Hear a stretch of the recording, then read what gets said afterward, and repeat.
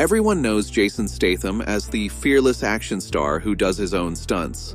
But off-camera, the truth is catching up with him. In 2025, medical reports revealed the hidden damage from years of dangerous roles, broken ribs, repeated concussions, and a wrist fracture that never healed right. His wife, Rosie, begged him to stop certain stunts after doctors told them something frightening. The man who survived drowning, bee stings, and brutal fights is now facing an enemy he can't physically defeat. Jason was born on July 26, 1967, in Shirebrook, Derbyshire, a place shaped by coal mines and hard lives. His father, Barry, worked any job he could find: painting, mining, street vending, even singing in Canary Island lounges when money ran out. His mother, Eileen, a professional dancer, brought sparkle to their otherwise harsh routine. Jason grew up watching grit on one side and stage lights on the other. His family wasn't broken. They were constantly hustling. His brother played guitar, Barry sang, and Jason drummed, turning survival into a kind of performance. At 10, Statham's family moved to Great Yarmouth, where he watched his father hustle in street markets but chose his own path. By 11, he was deep into martial arts: karate, kickboxing, Muay Thai, judo, BJJ, and Krav Maga, eventually earning a black belt and discipline that kept him focused. In school, he played football with Vinnie Jones, 1978 to 1983, then shifted to diving at 12, spending 12 years on Great Britain's national swimming squad. At the 1990 Commonwealth Games, he placed 8th in the 1 meter, 11th in the 3 meter, and 12th in the 10 meter. Strong but not Olympic-level results. To survive, Statham sold fake perfume and jewelry, with his father modeling in 1996. Hilfiger, Levi's, Griffin was a small break. But his big chance came when Guy Ritchie cast him in Lock, Stock, and Two Smoking Barrels, 1998. Statham didn't act. He lived the role, earning $5,000. Snatch, 2000, followed, paying $15,000 and turning his raw presence into screen gold. French Connection made him their FQK face in 1997, but he still hustled on Oxford Street, once talking his way out of arrest for a counterfeit Rolex, a confidence that fueled auditions. Early appearances included The Shaman's Comin' On, 1993, and Erasure's Run to the Sun, 1994. Lock, Stock made $3.9 million, and cemented his scowl as a trademark. Snatch earned $83.6 million. He broke 2 ribs during filming and refused stunt doubles, adding real intensity. By 2002, The Transporter showed he did his own stunts. 15 takes of the brutal oil fight and high-speed Marseille chases with no doubles, earning $43.5 million. Transporter 2 pushed limits further, scaling a 10-story building with suction cups, falling 20 feet, plane fight sequences with real G-forces, and reached $85.1 million. In Transporter 3, 2008, he filmed in Ukraine, handcuffed to a truck with a dislocated shoulder, slamming into real obstacles. Critics called it excessive. Fans made it a $108.5 million hit. That same year, he starred in The Bank Job, based on the real 1971 Lloyd's bank robbery, dangerous, gritty, and grounded in newly revealed MI5 secrets. During production, newly declassified MI5 files revealed a government cover-up involving stolen photos of a royal family member. Security tightened, and MI5 monitored the set.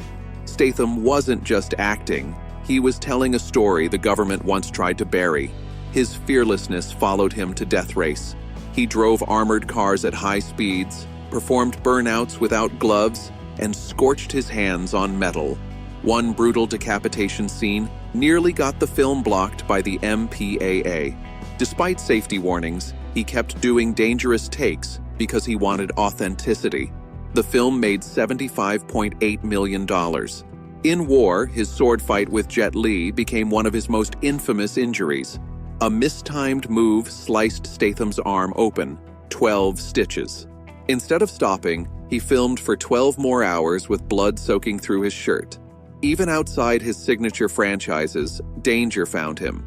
In The Italian Job, he drove a Mini Cooper through LA subway tunnels over 200 takes. When a rig malfunctioned and one Mini sank, he became trapped underwater. Crew members pulled him out seconds before he drowned. He later admitted it was the closest he'd come to death on set. Then came Crank, and Statham took danger to another level, sprinting across real LA highways with no barricades. Cars swerved, one crashed, production shut down, and lawsuits followed. The shot stayed in the film because the chaos was the film. By 2010, he joined the Expendables as Lee Christmas. 3 years later, filming Expendables 3, the brakes failed on a truck he was driving. It plunged off a pier into the Black Sea. Trapped and sinking, he escaped through a window, saved by his competitive diving background. Stallone said he would have died otherwise lawsuits hit the production. Statham simply changed clothes and went back to work. In The Mechanic, 2011, he insisted on real explosions. A stunt coordinator was injured, another blast nearly hit him, and the budget soared. The sequel was even riskier. During Fast and Furious 6, 2013, he drove a car off a 260-foot ramp for a plane crash stunt. Wind flipped the vehicle, giving him severe whiplash and 2 weeks in the hospital. He called it one of the most dangerous moments of his career in The Meg, 2018. His underwater cage cracked and trapped him 45 feet down. He stayed calm, freed himself, and finished the shoot. The film made $530 million for Mechanic. Resurrection, 2016. Statham climbed a Malaysian skyscraper without harnesses, slipped, and fell 30 feet, suffering a concussion that halted filming. He later admitted many injuries on that set were simply shrugged off. Not all conflict came from stunts. On Spy, 2015, he briefly walked off set after Paul Feig rewrote a scene, then returned to deliver one of his best performances during Hobbs and Shaw. He crashed a motorcycle stunt, broke his wrist, and still refused a stunt double.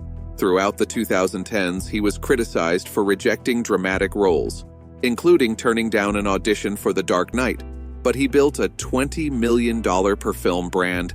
"I'm here to show what happens when someone pushes back," he said. His personal life had turbulence too. He spent 7 years with Kelly Brook before she ended their engagement in 2004. A brief romance with Sophie Dahl ended in 2006. He met Rosie Huntington-Whiteley in 2010. Despite 2 breakups and a dangerous paparazzi chase, they stayed together and welcomed their son Jack in 2017. By 2022, drones hovered over their Beverly Hills home, and Rosie urged him to reduce dangerous stunts. In 2024, The Beekeeper became a major hit, $162 million on a $40 million budget. Though allergic to bees, he performed every scene himself with EpiPens on set. In 2025, a working man topped MGM Plus charts. Off-screen, he mentored young stunt performers and pushed for on-set medical teams after his own 2023 hospitalization. By 2025, his films had earned over $8.5 billion worldwide. His biggest regret? Skipping a James Bond audition at 39 after being told he was too old. Instead, he invested in giving back, donating $1 million to UK diving programs and funding over 1,200 scholarships by 2022. In 2025, death hoaxes claimed he drowned or died in a crash. All false. He was vacationing in Italy. That same year, he wrapped Levon's Trade, a grounded, darker role written by Stallone. It releases January 17th, 2025. No death hoaxes, no over-the-top heroics, just a man still standing after every hit.